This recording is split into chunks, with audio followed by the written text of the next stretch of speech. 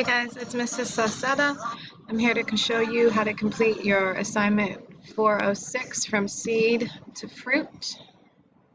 So there's 3 things you need to do. Number 1, you're going to watch the video. There's a link attached. It's a watermelon time lapse, so you can watch how the seed grows into the plant.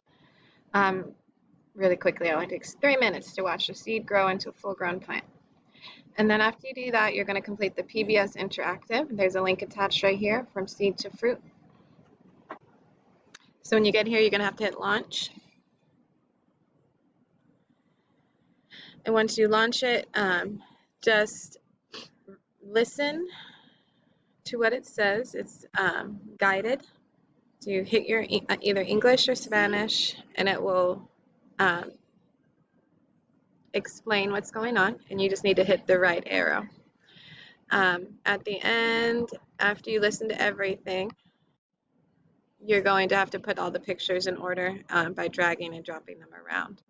So make sure you go through that whole interactive, drag and drop, and then once you're done, you just hit home to go back to the beginning, and then you're done with the interactive. And once you finish the interactive, you're going to go to the Jamboard. That's the last thing. It's a quick write, quick draw Jamboard. So on the left half of the head, you're going to draw the process of a seed going to a fruit, and you have some drawing tools over here. On the right side, you're going to type.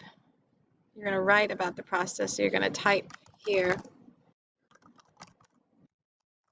about the process of how a seed turns into fruits.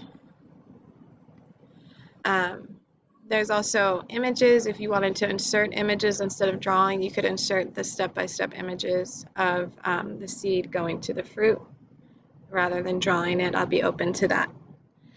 Once you're done, this does save automatically, so you could just exit out and turn in the assignment. If you have any trouble or you have any questions, make sure you comment and let me know.